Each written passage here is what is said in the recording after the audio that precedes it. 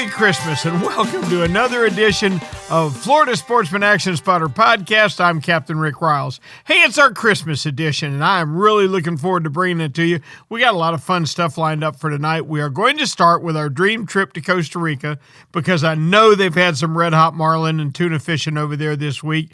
Then we're going to bring it home, and we're going to make a trip around the state. Now, we're going to do things a little different tonight, and here's what I mean by that.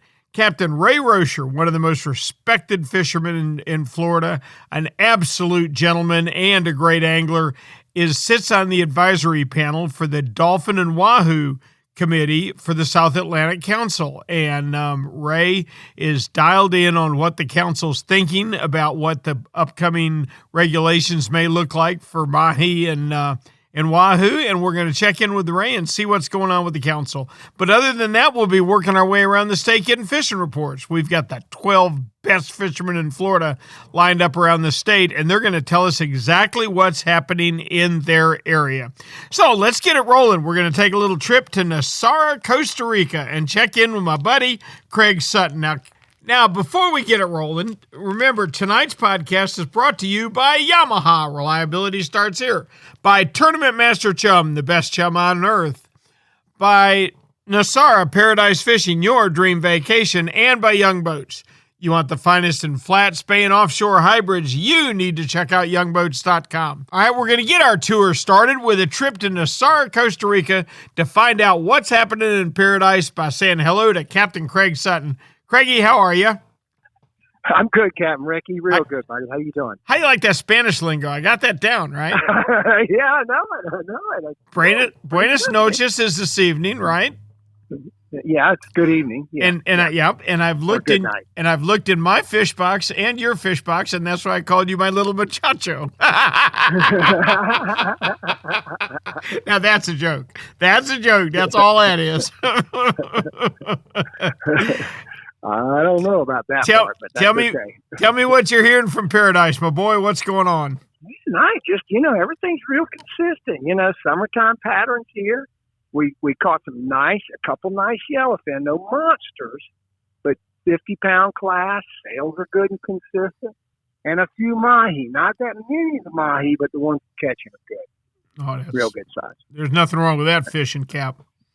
Yeah, and I think we're from like tomorrow till the 1st, almost every day, every boat's fishing. We got 23rd, we got 5 boats fishing. 24th, we got 4. Now, we don't fish on the 25th. I give them a day off on that, but it's pretty busy for the rest of the year for sure. Man, Craig, sure. Could it be that things are maybe kind of sort of returning to normal?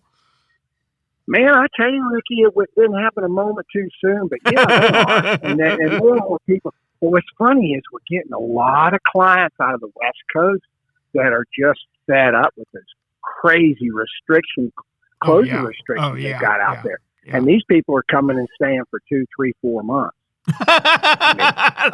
Yeah, give me Casa. Yeah, that's it. Give me Casa Bonita for 4 months. Well, yeah, I like that. I mean, until Gavin gets out of office. But I hear they're getting ready to start an impeachment on him. So I don't know. But I'm glad I don't live out there. Yep, me too. That's for sure. Me too. Yep, yeah. I'll take good old Florida. There's no doubt about that. Well, Ron DeSantis done a good job with us, I think. I agree. Craigie, what's next now as we get into January, February, and March? What can we look forward to off Nosara? Pretty much the same pattern, the same, kind of a blend of fish. The mahi will still be there. Yellowfin. The only thing is the yellowfin will start getting smaller, and we'll get more sales normally. But we've had in November, we had some double-digit sailfish release days. So, I mean, I don't know if you get much better than that. Yeah. But, and every year the sales seem to kind of pick up a little differently, or they peak in a different month. But that's normally how it is. The yellowfin will get smaller. The mahi will get fewer and fewer, but they'll be nice sized, and they'll continue like that until the end of May, and then it all changes. The barn doors come snatched off the hinge. Gotcha. Well, you know how much I love that summertime fishing. I'll be back down there in August this year. You can count on that. But me too. I can't wait, man. I can't wait. That's an outstanding report, Craig, and it just never really stops over there, does it? You don't really have an off season. Not really. I mean, that's September, October we do, but we've had some amazing catches on people that couldn't come any other time, and we still fish, and we still offer them. But I just tell people that's the rainy season, and our rainy season is not near as severe as the rest of Central America.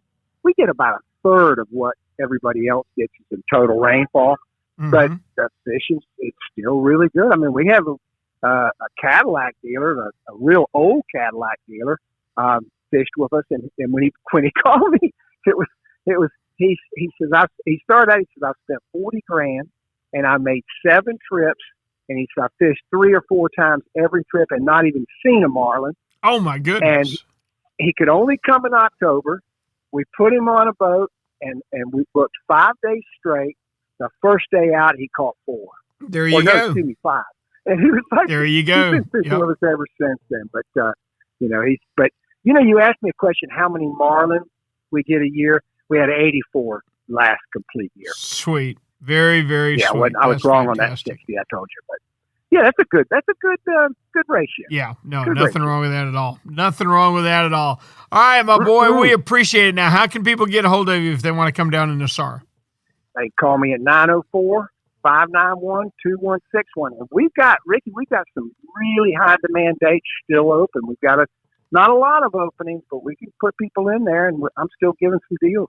Good deal. All right, well, folks, if you haven't done it, you need to do it. Craigie, we appreciate it, and we look forward to talking to you next week. Sounds good, Ricky. Thank you, buddy. Captain Craig Sutton from Nosara Paradise Fishing. All right, let's get started in Florida. We're going to start up in the northeast corner with Captain David Voorhees. Well, it's sort of slow. It's off as far as the moon phase goes. It's sort of a down week. And that's typical this time of year. You'll have a good week on those full moons and new moons, and then sort of the in between the moon phases, you're going to struggle.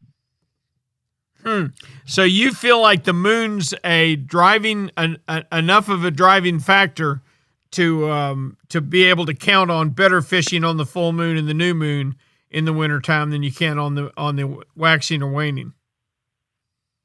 Absolutely. But the water temperature has dropped quite a bit, Rick. I mean, it's dropped since the last time I talked to you. I want to say 4, maybe even 5 degrees. And that's a pretty good drop. It's a big drop. The wind conditions haven't been good.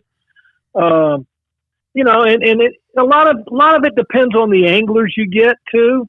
I mean, some people are good at fishing in tough conditions, and some people they're going to struggle.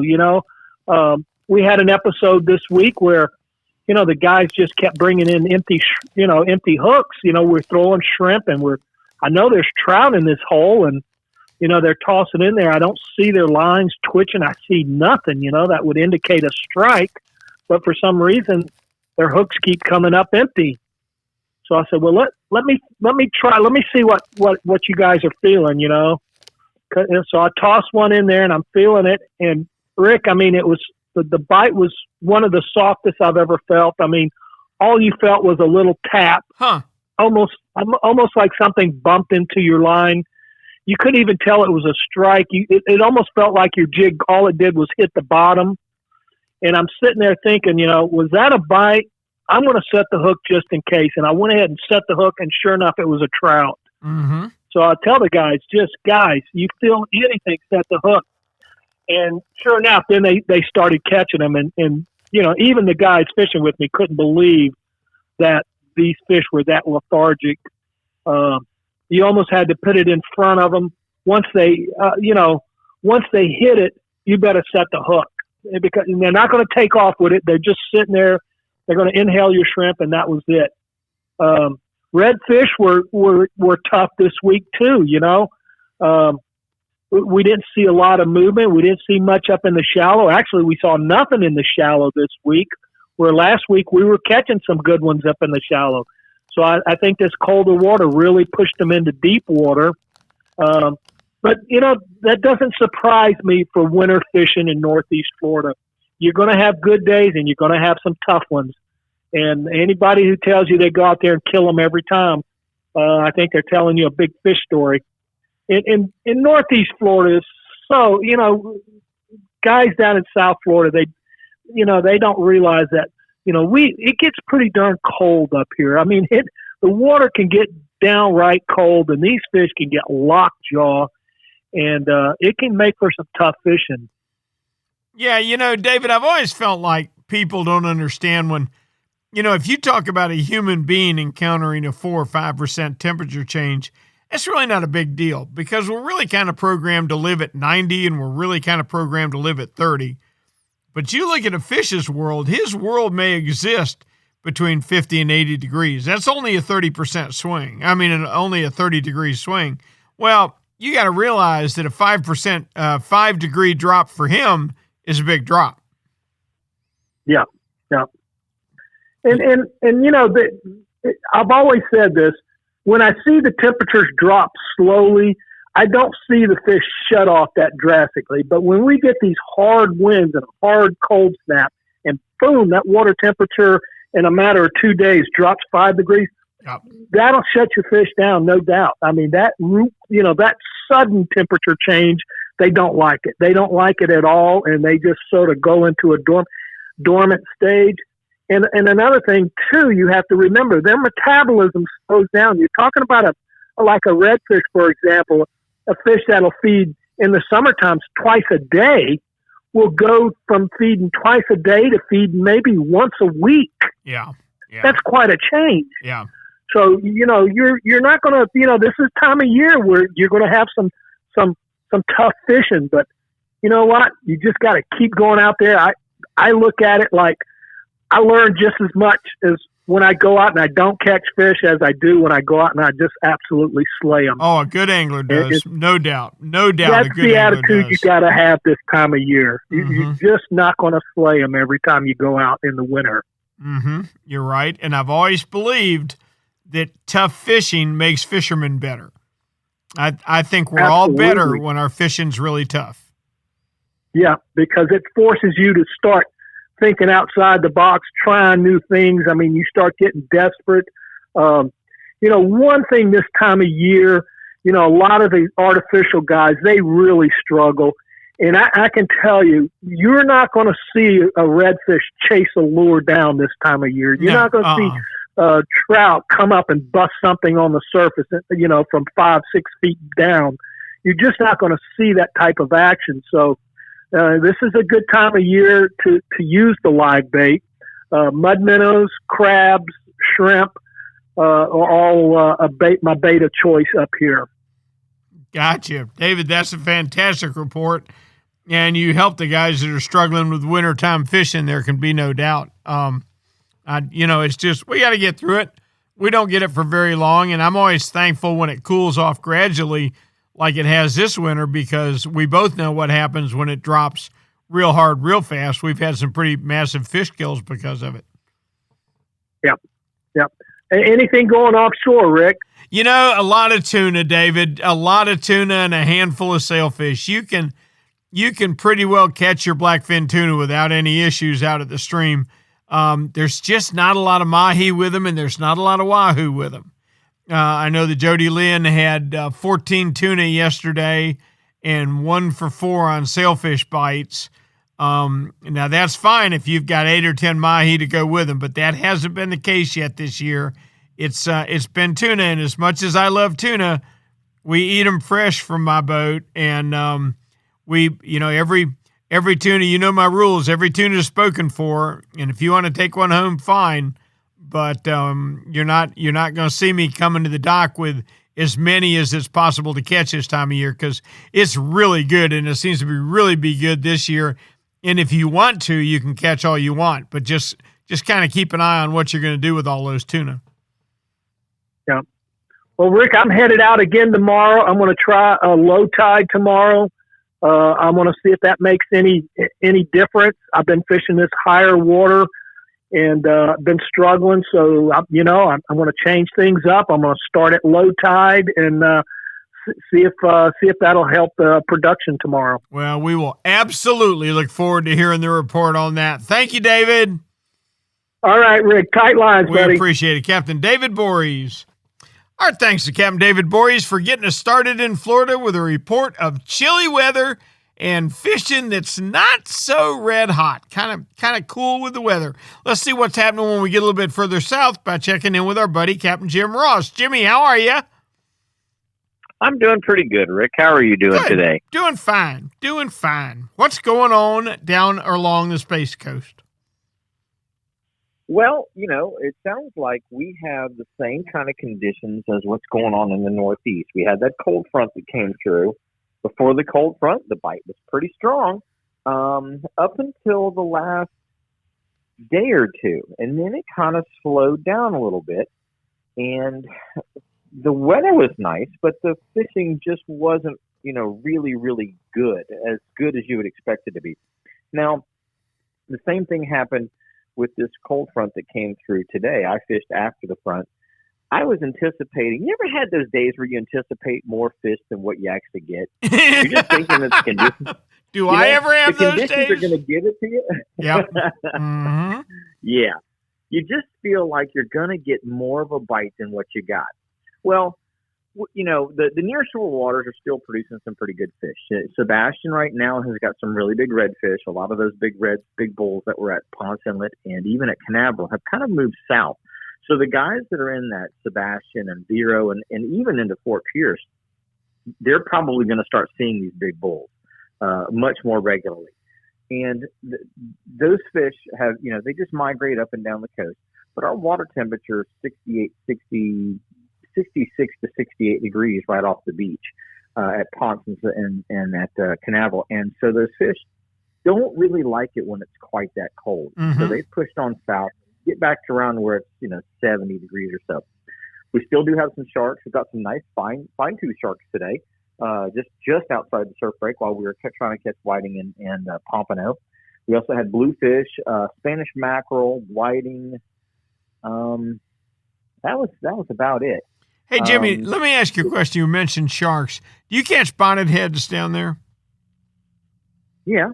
Do you eat them? I've never eaten one, no, but I hear that they're halfway decent. Jimmy, I have got a good friend up here that is a chef that says if you ever eat one, you will never throw another one away if he's prepared properly. You have to gut him the minute you catch him. And he actually cuts up into the head. Of course, you can't cut the head off.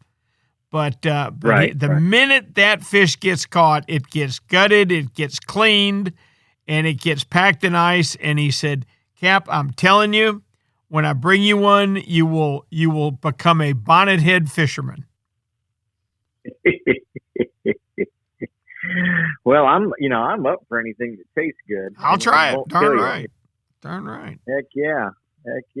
But yeah, those fine tooths are still pretty decent, and they're decent size. A lot of times our fine tooths are only 3.5 to 4 feet long. Mm-hmm. The ones we got today were all 5 foot or better. They were all big ones. That's good sharks. Yeah. And what we're doing is we're bouncing fish bites, bouncing shrimp, little pieces of shrimp, little pieces of gulp, whatever you happen to, something that has a smell to it. Bouncing it on the bottom for those whiting and those pompano, and you're picking up Spanish, you're picking up blues, and you're picking up these croakers as well. So we just take the croakers, we cut the tail off of them, throw them back out there on a bigger circle hook rig, and the redfish and the sharks are what are eating them. Now, redfish out on the beach don't seem to mind a piece of wire leader. They'll pick it up and eat it. Mm-hmm. In the lagoon system, they do not like that at all. That's funny. Isn't that funny? Yeah, they're much more particular about what they eat inside. So don't be afraid to put a little wire on if you want to tackle some of those sharks and still have a shot, at the redfish. But inside the lagoon systems, no. Now, I do have some reports from inside the lagoon. Oh, what were you going to say, Rick? I was going to ask you, do you have shrimp boats at all this time of year? Very few. Okay. Ponce, Canaveral, there's a couple. There's not a lot. I just wondered, 2 or 3. Are those sharks following the shrimp boats? I followed one the other day and I didn't get anything off of it. I'll be darned. He That's just funny. got done pulling his nets in, and I didn't get a single thing off of him. And I was expecting sharks or maybe some cold tolerant tarpon, but we got nothing off of it. But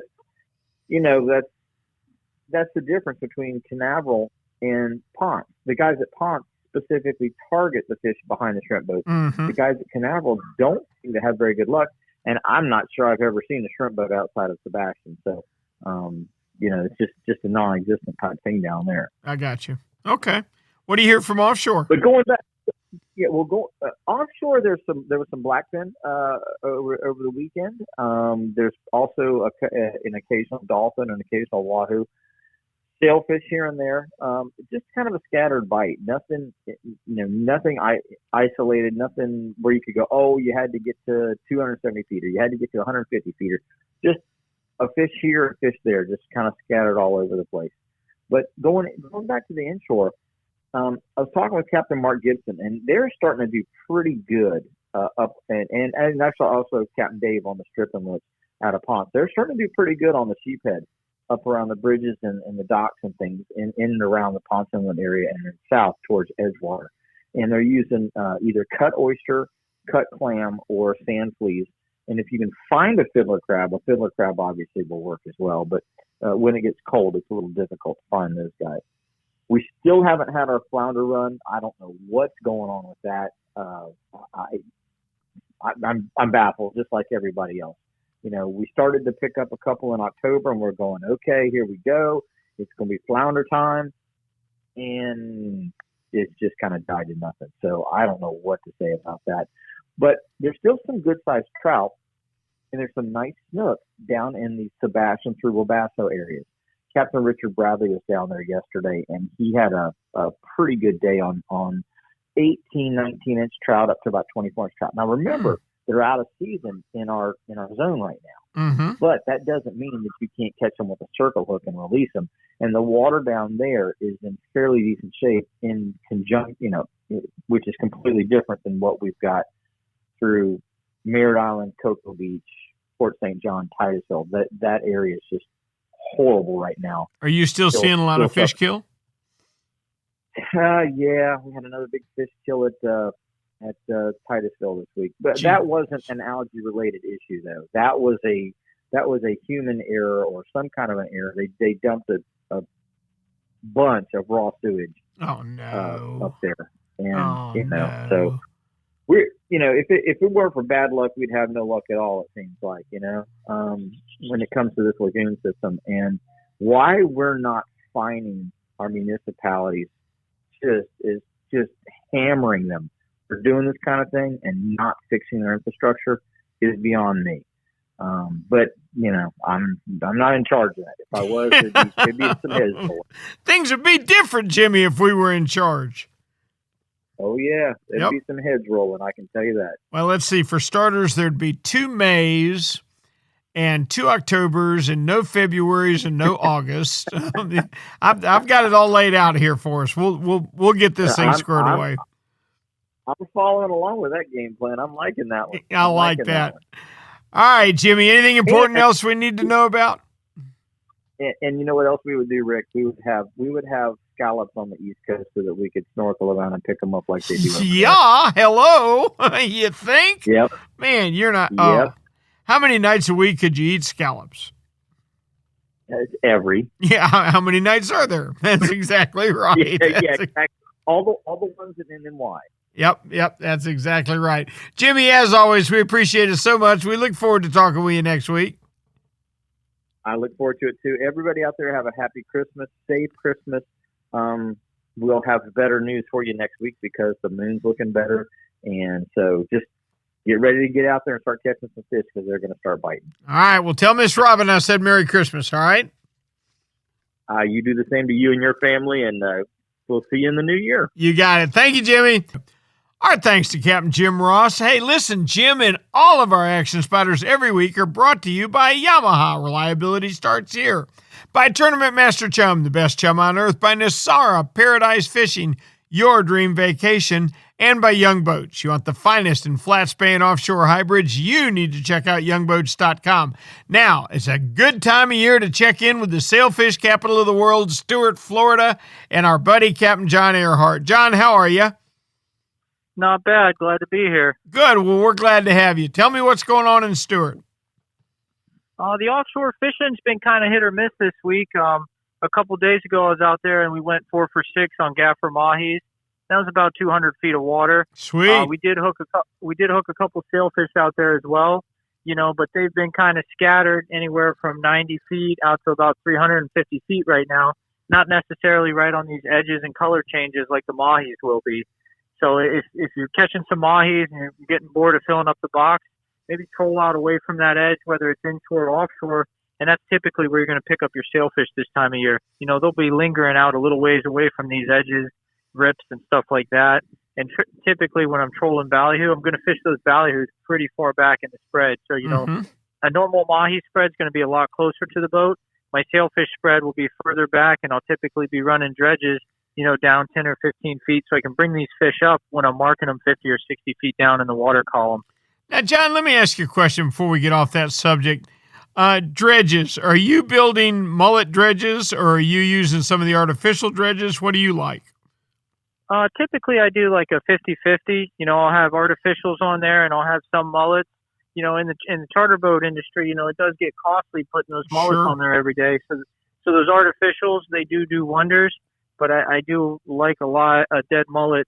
It just, that scent that's out there and it's the real deal. It seems to work a little bit better. But anything that's got some flash to it, that has good movement, that'll work just as well. What's your favorite artificial to put on your dredge? I can't remember the name of them. They're these new purple and black mullets. They're like a 6 or an 8 inch mullet, and they're like a jointed body fish. And you just clip that right on your dredge, and those work pretty well. You can't load your dredge up with them because they do put a lot of drag on your dredges, and you'll wind up snapping your bars off if you overload them. I see. Well, that's good information. What's going on down there besides sailfish and mahi? We're catching a lot of bottom fish, mutton snappers, some red groupers, a few cobias here and there, a lot of bonitas. Spanish mackerel have been pretty darn thick at Peck Lake, and a lot of bluefish and jacks mixed in as well. Mm-hmm. And the inshore fishing's been pretty steady for black chum and sheep's head, fishing around structure with live shrimp. Still catching some snook with live pilchards this time of year. It's all catch and release right now, but the action's been pretty good. Most of these fish have been 15 to 30 inches right now. A lot of bigger ones being caught at night around the bridges, up to 40 inches, maybe even a little bit bigger. Now, that's good fishing. Is there any mullet? Can you catch enough mullet to bait fish with them? You can, but you're going to have to spend about an hour or two finding bait. It's been pretty tough to get the mullet right now. There are mullet around, but they're not easy to come by. Most everybody's been buying pilchards from the bait guy in Sanford, right around Sanford Park this week. Yep. I met the pilchard guys at the gas station the other day. They told me they're having to go all the way to Miami to catch bait and bring it back up. Well, I'm glad they're bringing it to us. Sounds like it. Sounds like it's a little scarce in your area. All right. Well, that sounds outstanding, John. That's a good report. Now, you're due a pretty major influx of sailfish with as much cold weather as we're starting to see. When's the next major tournament? I think our next tournament's in a week or two. Yeah, I think 1 week. We got another tournament coming up, and then we'll have one more following that. And I think right after this cold front we're getting here tonight and tomorrow, I'm going to expect a lot of sailfish to be moving into the Treasure Coast. I believe we got some pretty good fishing coming up. I tell you what, if I had kids on Christmas vacation looking for a way for them to have a great time, I would be calling me some Captain John Earhart and booking a trip to go sail fishing. Cap, as always, we appreciate it so much. Please tell me we can talk with you next week.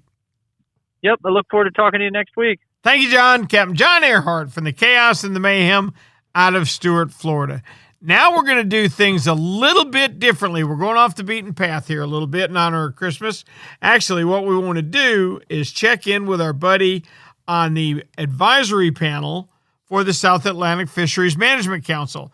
That's Captain Ray Rosher, and he's trying to get those guys straightened out on mahi and wahoo. Those are two species of great concern to Florida's fishermen.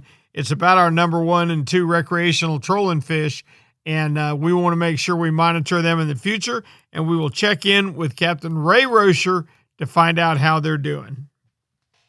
Our thanks to John Earhart for a great Stewart report. John said the sailfish in there is not hot yet, but it's due to get that way as we approach the first of the year. Now, a special treat.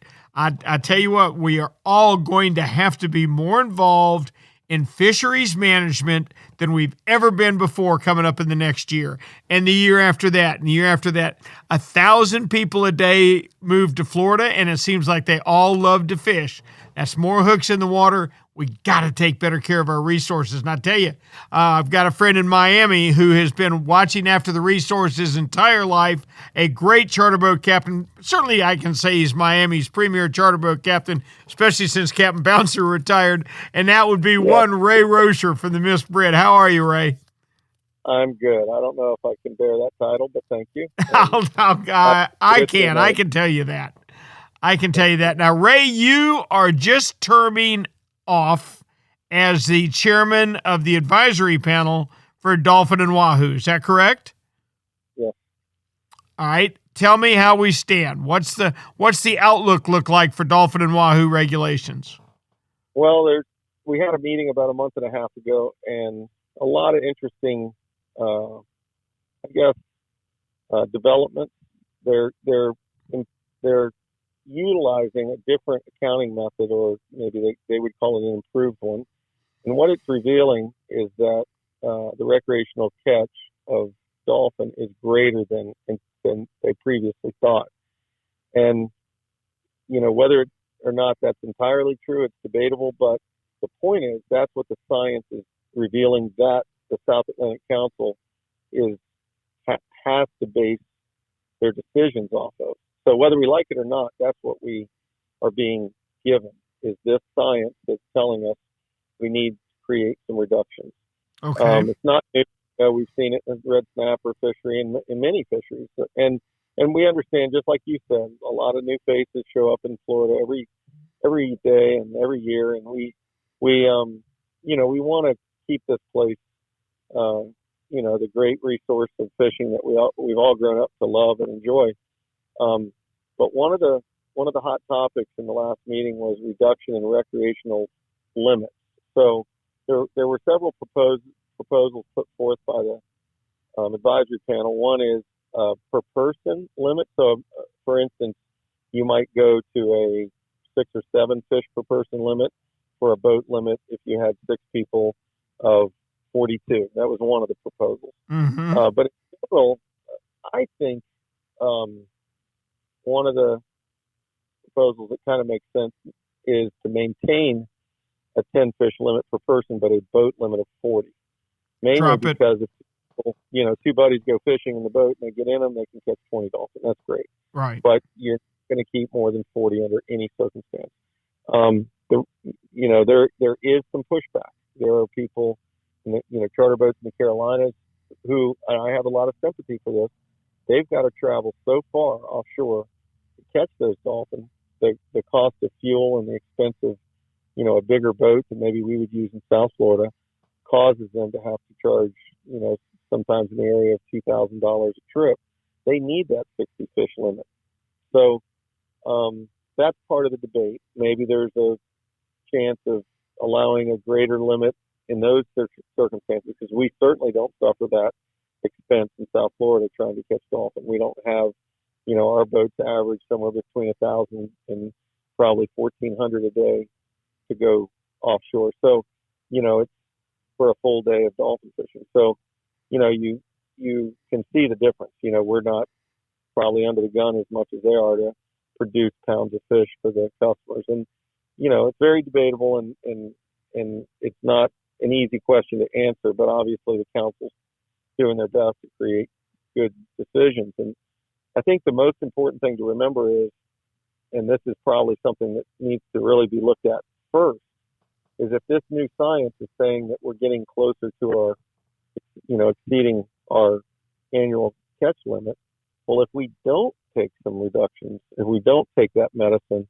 we face a closure maybe midsummer or late summer which in my opinion is one of the best times to dolphin fish, when those fish get a little bigger and, you get more gaffing sized dolphin. It would really be painful to shut off recreational and charter fishing in, let's say, August or July. Can you imagine the cost that would bring for recreational boat related businesses and charter businesses? So, that's probably the hottest topic. And then there's a few other things that we're,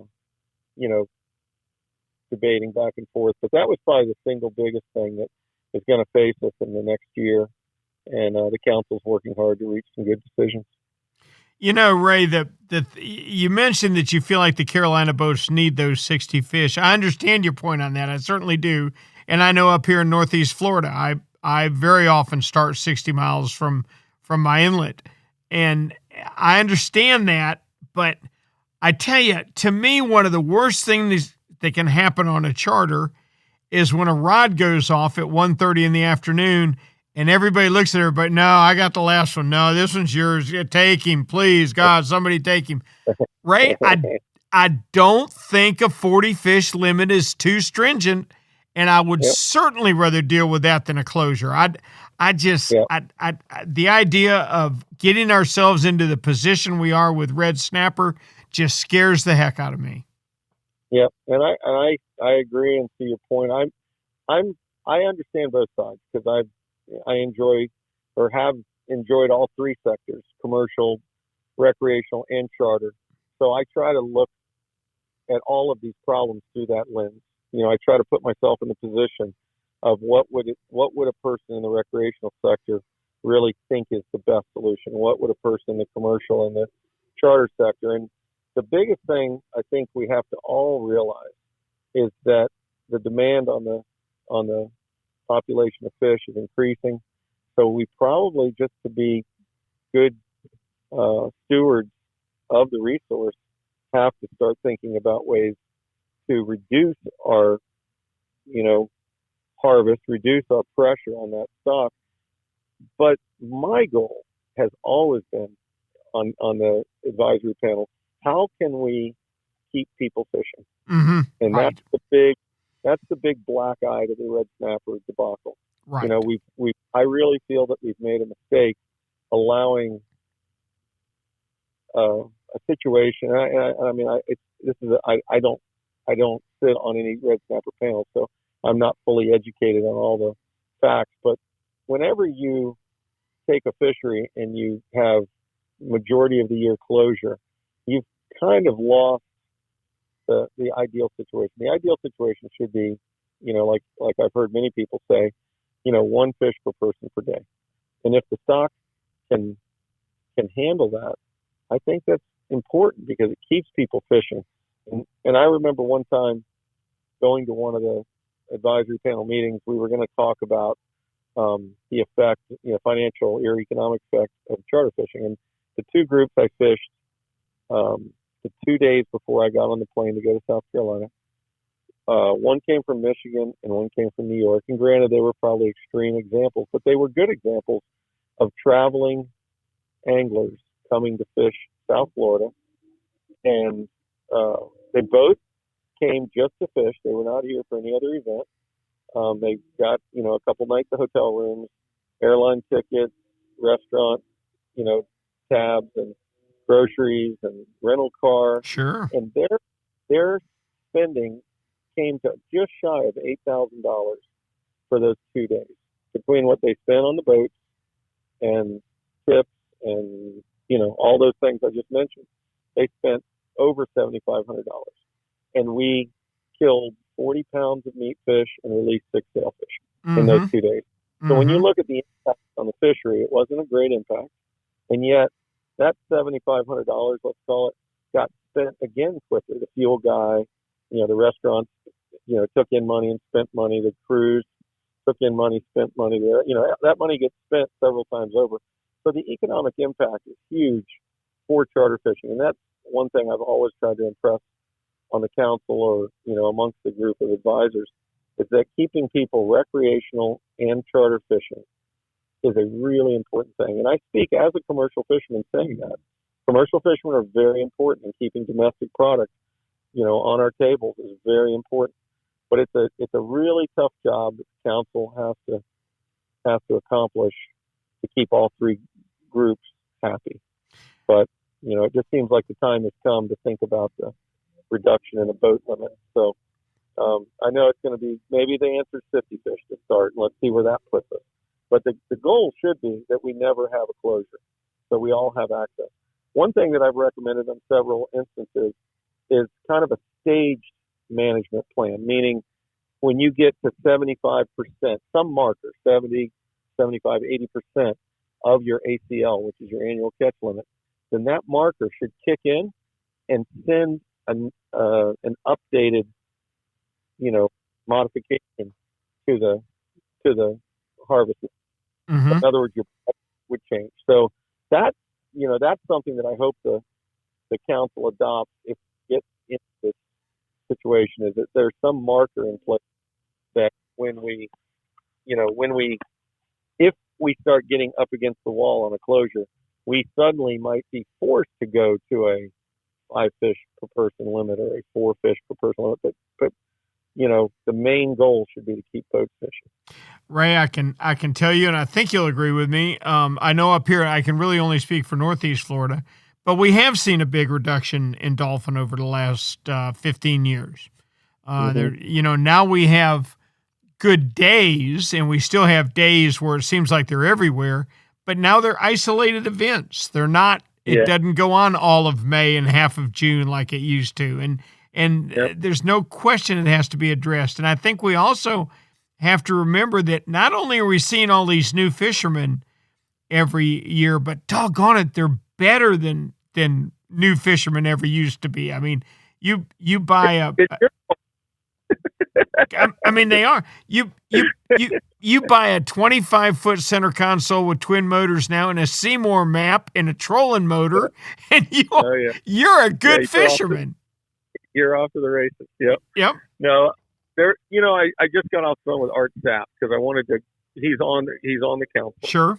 So he's got his finger on the pulse, and I wanted to just pick his brain before you and I got on the phone just to confirm everything that I last heard from our meeting. And he brought up something that was very interesting. And again, he's another person that's got a similar background to me, that he looks at everything through the three lenses, because he has a family that recreational fishes, and he full-time charter fishes, and he does sell some fish. So he reminded me, and I'd forgotten this, that Venezuela and Dominican Republic each harvest many times more mahi than the United States produces. Mm-hmm. So the United States, the quota, just to give you a perspective, our recreational quota is approximately 14 million pounds recreational. Our commercial quota is just north of 1 million pounds. Mm-hmm. Because we don't have huge commercial directed, commercial fishermen. Right. We do have longliners in the Carolinas, and we do have, we used to have more hook and line fish sold off the charter boats, but they banned that about 5 years ago.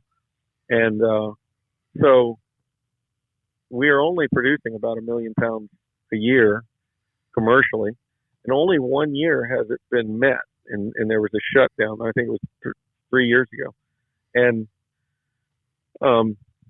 what that tells you is that the United States is not responsible for all of this reduction in population.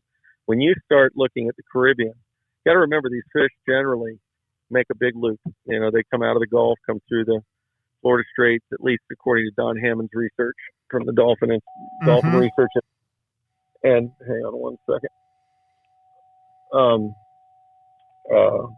They make a big loop, and bottom line, end up in the New England area in the late summer and fall, and then they end up back in Puerto Rico, Dominican Republic, Venezuela in the winter time, Christmas, New Year's time, early spring, and then they kind of get swept back either into the Gulf or back into the Florida Straits, for our early spring and summer, or mid spring and summer run that we start seeing. So what I'm getting at is this is somewhat of an international harvest problem. Even though we have to do our part, the frustrating part is we can limit ourselves heavily, and it still may not get that much better, because those big fish that get harvested commercially, especially on the long lines, are obviously breeding and reproducing a lot of eggs. When I did the work with the Rosensteel School, when we'd catch brood stock for their hatchery, they said that the mahi in captivity can lay 5% of their body weight in eggs every other morning. The 20-pound mahi would dispense about a pound of eggs, and they would catch them in their filtration system because these tanks were self-contained. You know, they were closed systems. Right. So, you know, that just gives you an idea of what taking a lot of big dolphin out of an ecosystem does. I think that's where our schoolies go. Wow. 5% of their body weight every other day? In That's the morning. incredible. They typically spawn in the morning. Yeah, and the funny thing was, I probably did, 10 or 15 of these brood stock recovery trips where they put a giant, 7 or 8 foot tank in my cockpit of the 43, and we'd put a pickup pump in my floor well, so I'd get, it has holes in the bottom, so we just suck clean ocean water in, spray it into the tank, and it would just run off onto the deck because I don't have a lazarette hatch. And basically we'd keep anywhere from 8 to, maybe on a day with smaller fish, 15 dolphin in this tank. And my boat has a steel keel, so I could drive up to Virginia Beach and literally run my boat up on the beach and throw out a stern anchor. And so it was kind of it was a fun chapter for us. We did it for a couple of years, and we would give them, 10 to 15 dolphin, and 6 months later they'd say, hey, we got to go get more. I'd say, what happened to this other one? They'd say, well, the bulls kill them all. So they get them in these tanks, and the bulls use their square head trying to get the females to dispense their eggs. They ram them, run into them, and then, of course, when you get 2 or 3 bulls in a tank, they would kill each other with their heads. It's pretty interesting. They'd use their heads for several things. And the coolest fish of all, we caught one that was about 5 pounds, and I may have told you this story. In 9.5 months, he was 56.4 pounds. I heard of one that they raised down there that on its second birthday in captivity weighed 70 pounds. Yeah, that makes sense. That's so incredible. It gained 51 pounds. I remember the fish because we caught 3 fish that were not bigger than 5 pounds. They were like 4-pounders. Right. Because that day we had all females, and we were kind of scratching our heads because you need kind of a whole stock, male and female. You need, you don't typically want to put a 20-pound male in with a 2-pound female. Ooh. And so you kind of needed bulls and cows every day. And this particular was the only day we only caught cows. And we were finally we had to throw the towel in. The fish were getting stressed in the tank, and we had to go. And on the way in, I found a little floater and 3 bulls, and there was not a bull there more than 5 pounds. And 9.5 months later, the fish weighed 56 pounds, the most aggressive one that, of course, killed all the other ones. Well, we've got to protect those fish, Ray, and I'm concerned. Either I'm getting a whole lot worse as a fisherman, which could well be, or else we're just not catching them up here like we used to. So I agree with you 100% that we do not need a total closure. We need to keep boats fishing. If guys have to be happy with 5 mahi per person, sign me right up. Let's go do it. Yeah. The only reason I think this conversation is important is there's going to be some public comment periods. So I'm happy to at least shine some light on it, and maybe that'll help people have time to think about their options and, their positions. And maybe when that comment period comes, chime in with the South Atlantic Council and, help them understand the importance of keeping the fishery open. I really think that's the ultimate goal. And, I'm sympathetic to all groups. I want everybody to get what they want, but sometimes, you get what you need. Yeah. Now, real quick before you go, any news on Wahoo? Can you see any changes coming there? Well, there was some talk in our meeting, and I kind of, didn't think about this, but some of the guys in Key West were saying that, a lot of these guys are spearing these wahoos now on the wrecks, right, especially in Key West and in the lower Keys. And, they brought to the table that, a fair amount of these fish pull off the spears. There's probably some mortality, and they're starting to get concerned about those fish because they're obviously their breed. And, it's just a consideration. It was kind of just advisory panel to the council to kind of look into it. And I'm not proposing any action. I think we actually didn't propose any action, but we at least brought it to the attention of the council that there's possibly increased pressure on the wahoo stocks. And, at the same time, there's no real dedicated commercial fishery for wahoo. So, there's nobody really goes out and targets them, to go make a day's pay. They're all incidentally caught. So, at the end of the day, is it really necessary to create more restrictions? I don't know, but at least it's on the radar of the council. And, there is one thing that factors into all of the things we're talking about. Everything's based on the science, and we're starting the South Atlantic charter boats are starting to, in the next month or so, report their daily catches. Good. So, in the past, everything was extrapolated from very small amount of data, and they multiply it times whatever X is, and then they would say that's what we caught, which, as you know, is very inaccurate. Now, that was MREP, right? MREP, yeah. And, my proposal many years ago was zip tie tag. Like, you go out west, you get a book of rules, and you get an antler tag on a deer hunt, At least you have a way to kind of monitor, what's the right word, measure how many deer tags went out. Theoretically, if you turn those tags in at the end of the season, the end of the year, the calendar year, and get the next year's tags, then you would say, okay, we distributed 2 million tags and we got 400,000 back.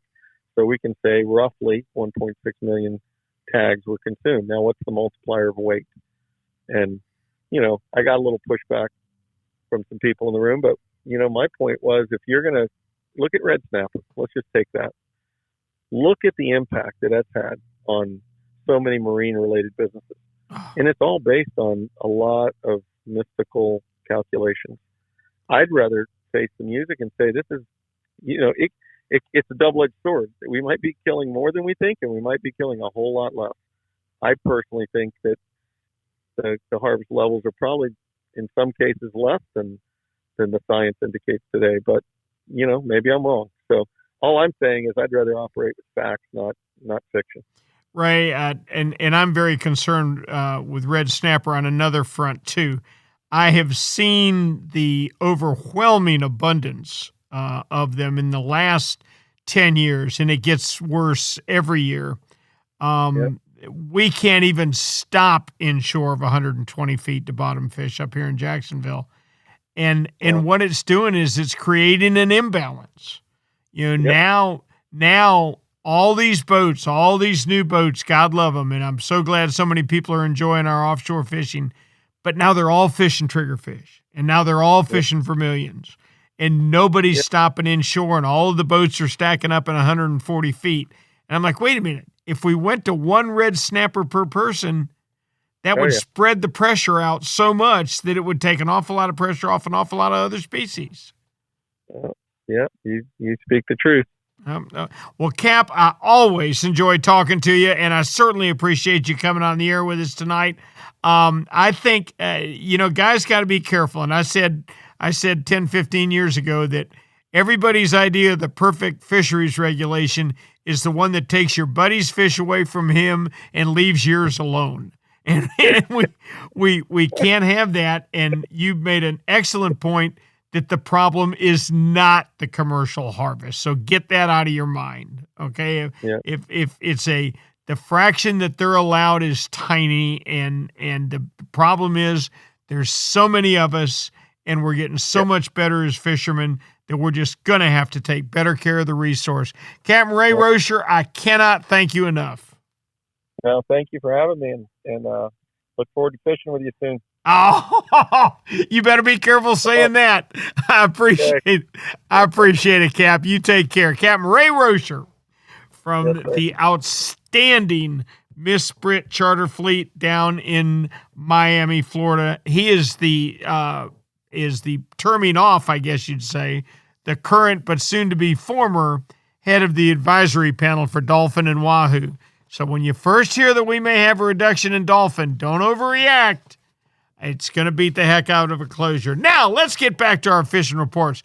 You know what Yamaha Outboards love? The genuine formula and consistency of Yamalu marine engine oils. Outboards are subjected to punishing conditions like high loads, salt, and humidity, a mix that automotive oils can't handle. Yamalu full synthetic and marine performance formulas are certified to protect against friction and corrosion for reliable performance every time.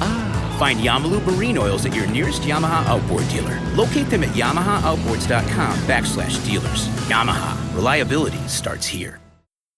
Hey, Raj, being consistent is a mark of a quality product. If you've been Florida's #1 chum for over 10 years, there's got to be a reason. For 10 years, Tournament Master Chum has lived up to its name. That's why more tournament pros insist on Tournament Master than any other chum. It's the only chum with Menhaden milk mixed right in. That means it gets the scent out faster and deeper than any other brand of chum. It comes in a grind size for every species from kingfish to catching bait. Your fishing time is way too precious to use second-rate chum. Bring the action to you by insisting on Tournament Master Chum. It's worth every penny.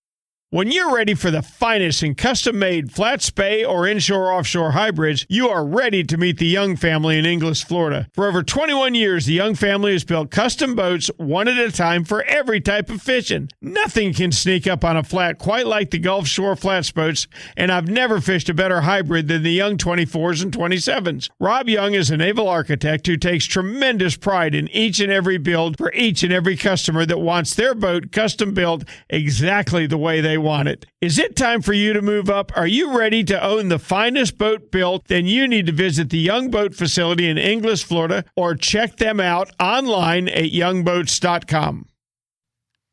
Thanks to Captain Ray Rosher, who is the outgoing, I guess still current, but soon to be termed out head of the advisory panel for Dolphin and Wahoo, and his thoughts on the future of those fisheries. Now, let's head over to Southwest Florida and check in with our buddy Greg Stamper. Greg, how are you? I'm doing very well, Rick. A little bit cool out here, but doing well. Greg, do I smell chocolate chip cookie coming over the phone line? You can catch that on my breath? Man, you are good. Oh, come on now. You got another one for your brother, don't you? They're going to be gone tonight. Be gone before I can get there. Tell me what's going on in Southwest Florida. Offshore guys had a couple of really good days this week. Yeah. There's been quite a bit of activity out there. We're talking about anything from about as close as maybe 70 feet for some of these snappers and red groupers. But the guys who really got out there and got out there trucking to 160 plus feet did really well this week on blackfin tuna. Sailfish are still abundant. There's been a few wahoo out there. And there's, of course, anywhere in between there and about 40 to 50 feet, there's been a lot of kingfish, amberjacks, etc. So the guys who have been able to run out there and get deep have done very, very, very well this week. Good. I think when we get winter time that all of our fish end up down there together, right in your backyard. Yeah, we get a lot of snowbirds this time of year, so there's a lot of things that are moving down here. Now, near shore, we still had a touch of this red tide that's kind of moving south from the Sanibel Captiva area. It's been going down past Fort Myers Beach down towards the Naples area. And then from there, it starts to head out to the southwest. That's just how the natural currents will take it. But the guys who did fish some of our wrecks and our reefs still caught fish. They did have to deal with some of these patchy areas, which made things tough. Not only because of the fishing on the surface wasn't very good, but, respiratory stuff does become a problem when you have these type of situations. Luckily, this cold weather we've had is really suppressing what's going to happen in the long term over it. So hopefully we're going to get through this in the next couple of days and start seeing things get better. In the back bays, I can tell you there was a few times I could smell it and kind of taste it in the air. Nothing crazy because our fishing was actually pretty good, to be honest with you, Rick. We caught a lot of redfish this week. We caught a lot of snook this week. The trout are still full speed. And to me, trout are kind of the first fish that leaves when there's a serious problem. Right. The only fish kills I've seen have been primarily the pilchards along the beach that got killed about a week ago and the mullet that are coming in and out on the tide that have obviously been dead for over a week now, which unfortunately for those mullet, that was right in the middle of their spawn. So they ran into the red tide not knowing any better. Have you still been able to catch bait okay? You know what? It's today. I've been primarily artificial, top water, etc., shrimp. Today I did see white bait coming back into some of the areas that we did not have them for the last week. So there are baits available. My concern before was if I net them, put them in my boat, and then run through some red tide, I might kill them. Right. So I stayed with shrimp this entire week for what I did for the most part, except when we're doing artificials. But I mean, we did very well on all those fish. With, for the most part, shrimp either whole or tipped on jigs for things like the pompano and the trout, or under popping corks, or just, old school. You just jigs, throw them in there tight along those mangrove shorelines, and just kind of wait for that bite. Now, if we did catch a couple ladyfish this week, we did use those as cut bait, and that worked well as another option. Yep. Always an outstanding bait. Well, that's good news indeed. Sounds like maybe the worst of it's over for you. I certainly hope so. I hope you got big plans for Christmas, and I hope we can get to talk to you next week. We will. No worries. I'm going to take it easy on Christmas, just to cook up a nice prime rib and maybe make another batch of those chocolate chip cookies. You can send some to your buddy Ricky.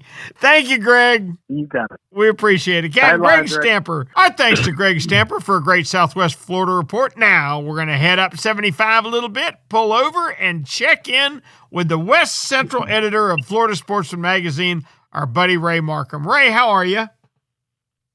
Fantastic. Merry Christmas to you. Merry Christmas to you, my brother. How many Christmases have we been together now? About 25, something like that? Good Lord, something like that. That's crazy. Tell me about fishing in West Central Florida. Well, it's kind of a varied and kind of a harried week of fishing with the storms coming and going and the winter pattern kind of coming and going. But there's been a lot of good fish caught, a lot of trout there. I mean, even the small trout are really fat. So I'm thinking there's one big spawning thing coming up here very shortly for them. We're catching a lot more flounder lately, but most of the flounder have been small. So that's not a bad thing, though. I mean, the way I look at it, we've had way, way too warm of winters for the last few years, and flounder really do like the cold. They like it way better than summer.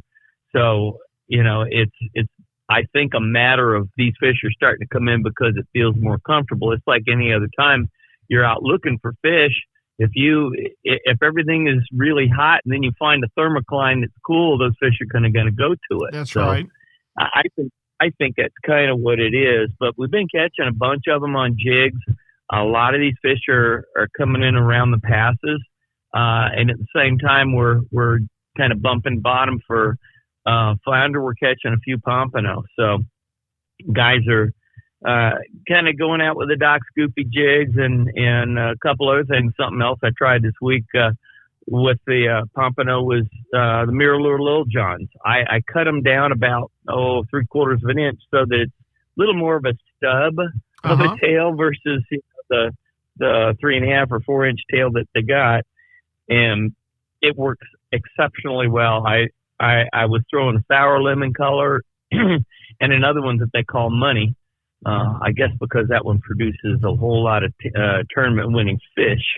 Hey Ray, but, let me ask you a question. How serious when it comes to now the Little John is essentially their rubber paddle tail, right? No. Okay. What is the Mirror Little John? More like the Little John is more like a jerkbait. It's a tubular shape that tapers almost to a point. It's kind of like a rat tail, if you will. And it casts extremely well because it's so aerodynamic when you put it on a jig head. And I throw it when I'm fishing for redfish. I'll throw it with a 16th ounce jig head because it lands so quietly. Mm-hmm. It obviously goes down, jig head first. And when it hits the water, it makes almost no splash whatsoever. And it's exceptional for working real shallow water, muddy flats for redfish in the wintertime. But where I was going with this is how big a color guy are you? I just can't. I know guys that will never fish a black. They'll only fish a purple. I know guys that's got to be root beer color.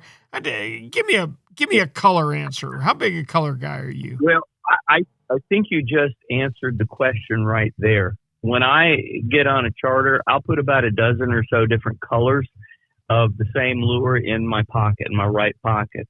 And whenever a puffer, pinfish, or something bites the tail off or whatever, they break it off, throwing it up in the mangroves, I'll put just grab one indiscriminately out of my pocket and put it on. Sometimes, and I won't say all that often, but sometimes I think it makes a difference. Okay. But as a general rule, I'll sit there and I'll mix colors up until I'm finding one that's working exceptionally well. But more often than not, it's the way the person is wiggling the worm or twitching the rod that's going to make the difference. I agree. So, I think everybody has a favorite color, and I think that's kind of a determining factor in how much concentration they put into working a bait. So if you get a color that you really like, and that's why I bring all those colors with me, because the guy on the bow of the boat that's paying me, he might have a favorite color being root beer with gold glitter, and I want to fish, glow in the dark. But if he's not catching fish, he might subconsciously think, if I only had that root beer with the gold glitter in it, I'd be catching fish. And so I don't want to leave it to, him feeling like it's my fault, or that, if he only had that color that he would have done better. Quite frankly, I've had some of the best anglers I know get on the boat, and they'll tell me that their favorite color is like olive or green or something like that, and they're throwing their color, and I'm out fishing them, and suddenly they say, well, I guess that's the lucky color. They switch, and I cut my lure off and tie it on their rod, cut their lure off and tie it on my rod, and then I'm still catching fish, and maybe they're not. And then it's not the color, it's how the worm. Exactly. So through that time and again. But getting back to fishing, we're catching a ton of snook still in the canals. A lot of those fish have moved out since last week because it is a little bit warmer, but come this probably Thursday, Friday, going to chill out a little bit. And these fish are probably going to move back into some warmer areas. But also, offshore guys, they are just hammering the gag grouper. They've got another week and a half to go before the closure at the end of the month, and they're making it count. So, how's the gag season been for them? Excellent. Good. And now, they're catching fish now in 10 to 20 feet of water, just off the coast here. You get farther north, and where it's a lot of rocks and boulders and things, and shoot, they're sitting in 8 to 10 feet of water, throwing plugs with diving bills on them, just bumping off the rocks and snatching the fool out of those fish up there. They're doing all right with red grouper, but the red grouper is still out deeper though. They're 70 to about 120 feet. They're catching a lot of hogfish because a lot of guys, frankly, aren't running way offshore. They're starting, shallow because of the gags, and at the same time, all of a sudden they're 50 feet of water. They're catching some really nice mangrove snapper, some hogfish, and some lane snapper, and gag grouper, and it's like, why go any farther? That's fantastic. Yeah, it's good times when that happens. Well, Ray, that's a great report, and I hope you finish the year in style. We will absolutely, positively check with you next week, and thanks so much for all your hard work this year. Well, thank you so much. I appreciate it. And, best wishes to you, your family, and Merry Christmas and Happy Holidays to everybody out there. You I'm bet. going to catch some basses. Thank you, Ray. Our thanks to Ray Markham for a great West Central report. Now, let's start sliding out the Panhandle and check in with our Northwest editor out there, Captain Kevin Lanier. Kevin, how are you? Hey, Captain Rick, I'm doing good. How about yourself? Good deal. Tell me how everything's going for KC Sport Fishing. Well, Captain Rick, as we're getting to the holidays, as everyone else is, we're kind of winding down things, but we had the opportunity to get out a little bit, catch more of those vermilion snapper and, just a few small grouper here and there, and just enjoying some time on the water and between wind storms, of course. Yeah, of course. Yep. And some of the local guys have been really racking up on the sheep's head in close in, and that wintertime fishery is starting to pick up with some redfish showing up and even some trout around. Even my deckhand, he's been busy. He's been going duck hunting, so we've been having quite the sporting events around here lately. Let me tell you what, if it's outdoors, I'm 100% for it. Now, let me ask you a question. As your grouper season, I guess, kind of winds down now, rate it for me. Tell me how it was. I would say it was not as good as last year. It's kind of hard to say. We had a really good spurt right there in the middle to the end of June. I mean, we put a 46-pound gag grouper in the boat. Come on. Nobody in the world could ever complain about that. We had one trip that we had 100 pounds of grouper and not that many fish. So, but overall, if you stretch it out through the whole season, it's been a little bit tougher than it was last year to get them. Okay. Well, if it makes you feel any better, it's much better than the East Coast was. I promise you that. But I am all the way I up. understand that. I am all the way up to, hold on, let me take my shoes off. Oh, yeah, 0. So far on gag grouper this fall. Yeah, that's a pretty easy count to keep up with, 0. Yeah, I understand that. We did well. We got probably, I would say, around a dozen grouper over 20 pounds. Good fish. Good fish. One in the 30s, and then that big 46-pound behemoth we got. Mm-hmm. That is some good fish there now. Well, that's an outstanding report. There's nothing wrong with that. Are you gonna be fishing right through New Year's, or are you taking a week or so off? We're going to take a week or so off, enjoy time with our family, as I think it's important for all of us to do, and just enjoy the holiday and celebrate the real reason for the season. Cap, I could not agree with you more. Outstanding point.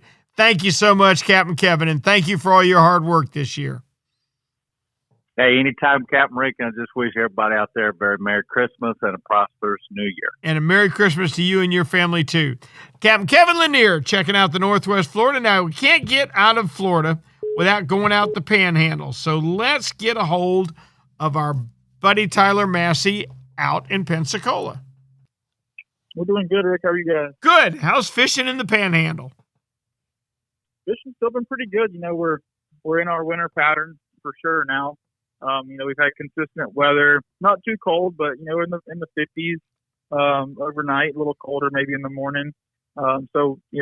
Inshore has been kind of where it's at. We kind of stick inshore for the most part this time of year.